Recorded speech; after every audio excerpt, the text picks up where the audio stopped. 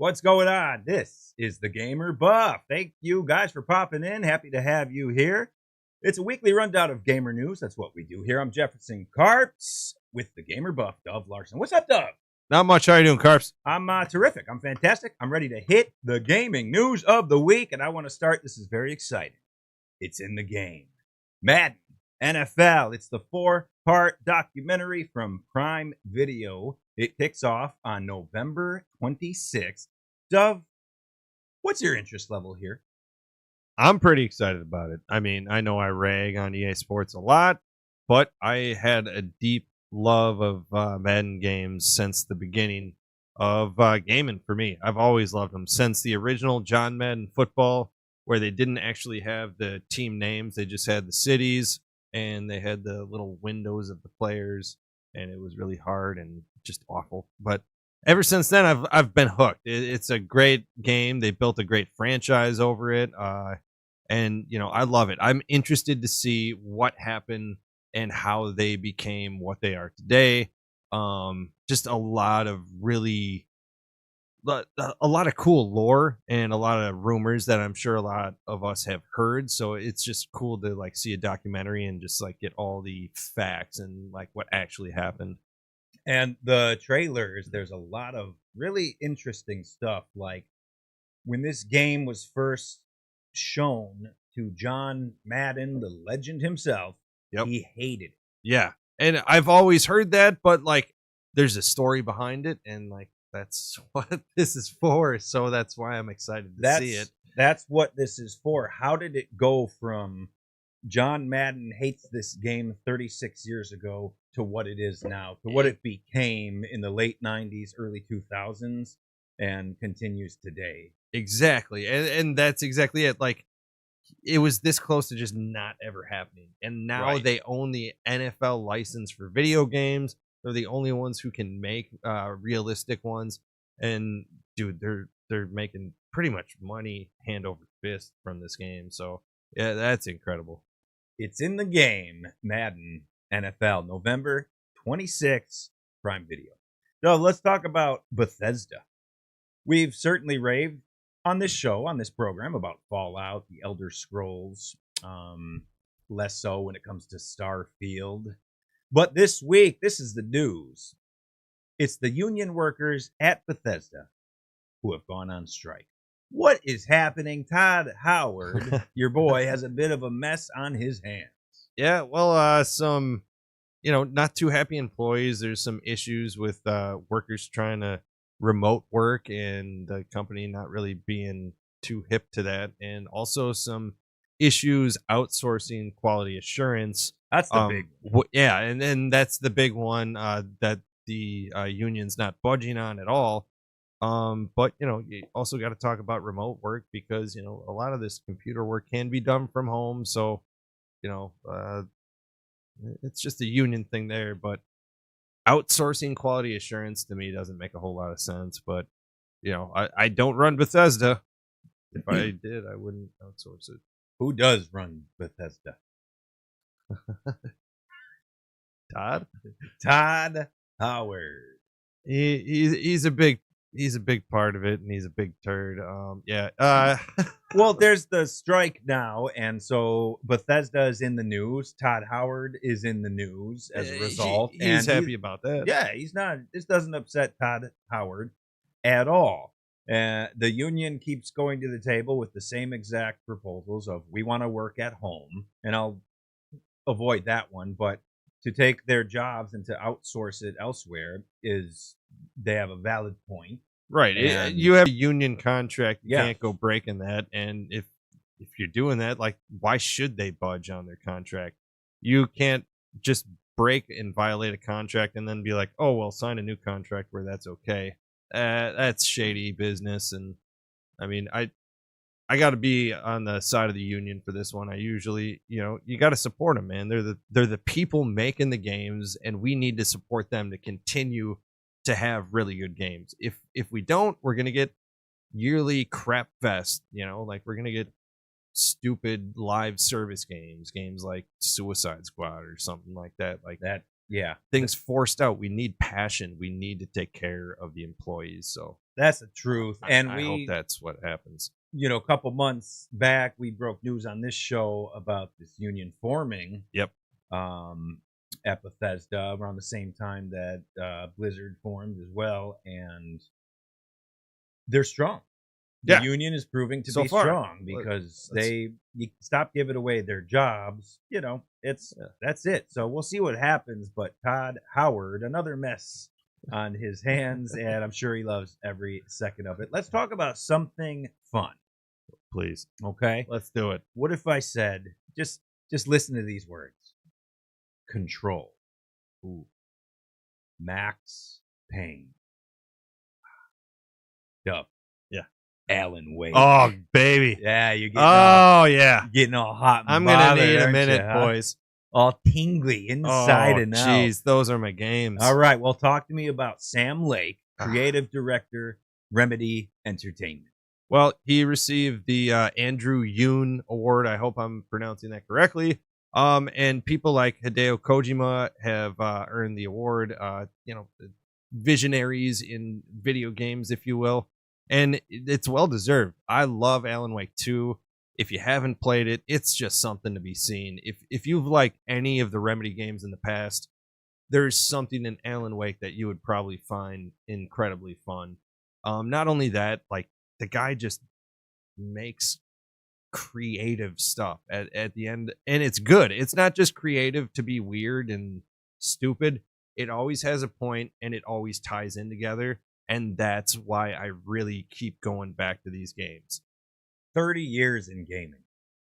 30 years in gaming for Sam Lake. He's so amazing. And he's being recognized by the Yoon Legend Award. It's really a cool thing. And these are, because you talk about it all the time, I mean, that Alan Wake 2 is right there at the top of the list of your favorite games. All time. Max it's incredible. Payne, obviously, you love Max Payne as well. Yeah, I've been playing that since, high school. Oh my God, I love that. Sam Lake, great series.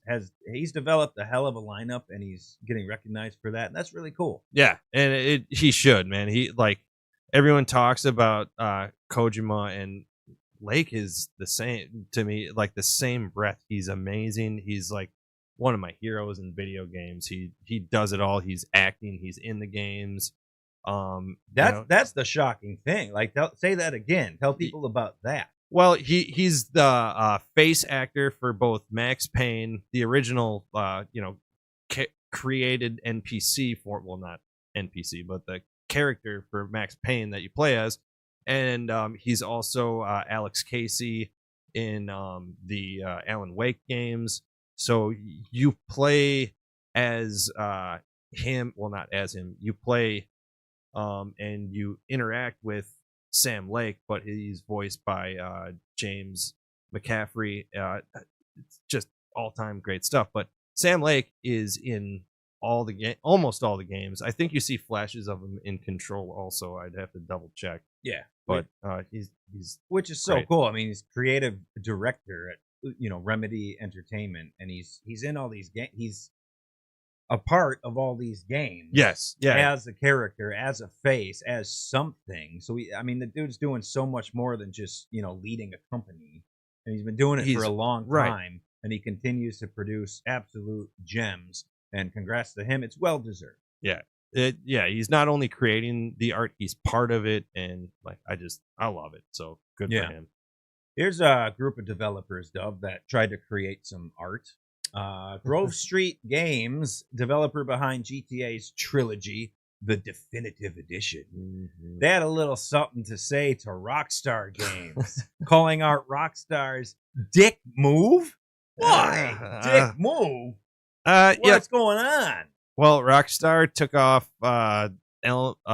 They took them off the splash screen at the start of the game. You always see the production, the developers, a lot of companies involved in making the game, and they decided to take them off the splash. Rockstar decided to take them off the splash screen. Grove Street Games not too happy with it. But honestly, the game wasn't very well received because there were a number of bugs. Like, it was unplayable some parts. The characters, oh my God, they're just we can move on. Like we all thought and we're hoping we were going to get like Grand Theft Auto 5 level of play and visuals with graphics and updates like that.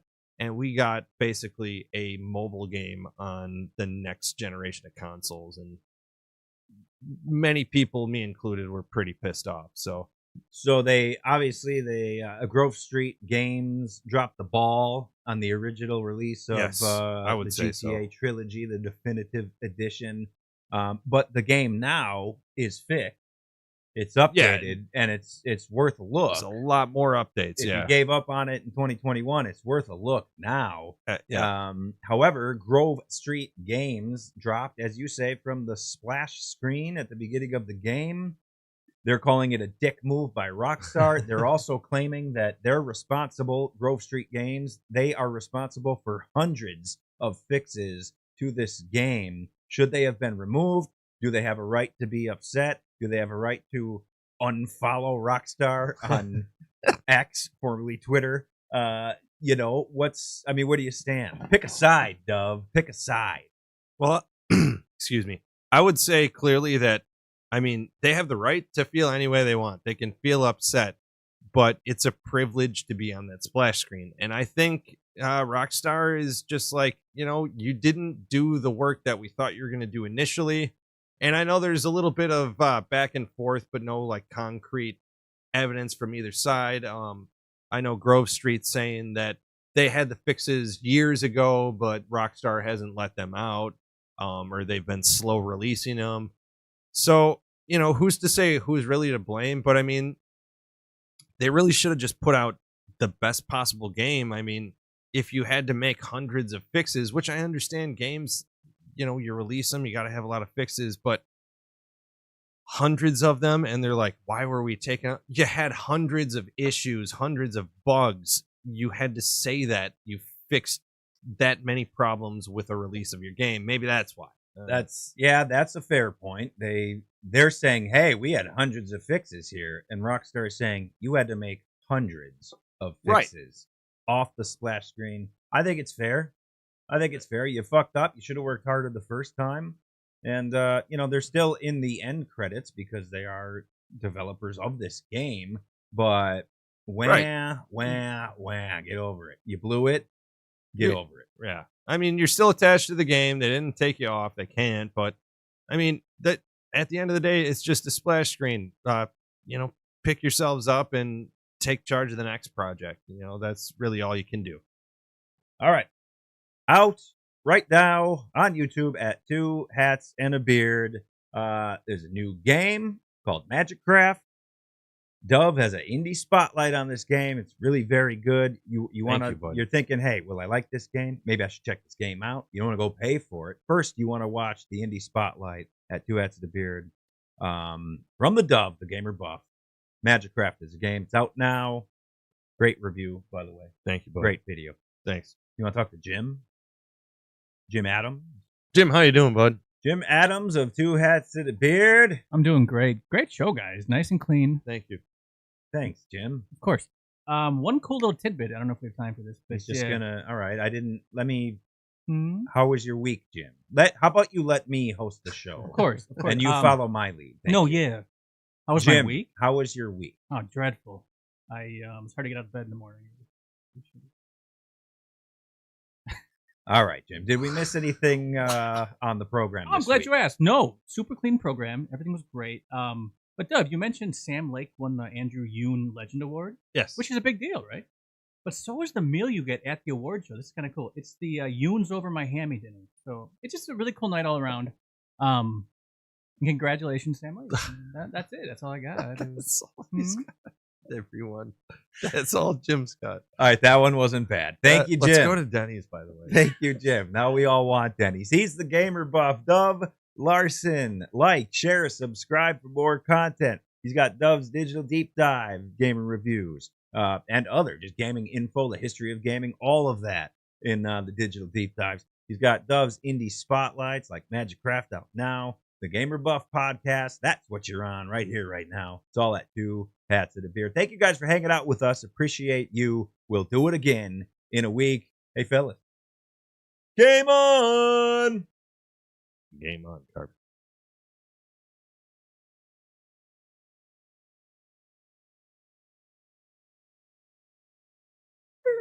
All right. He's supposed to say game on.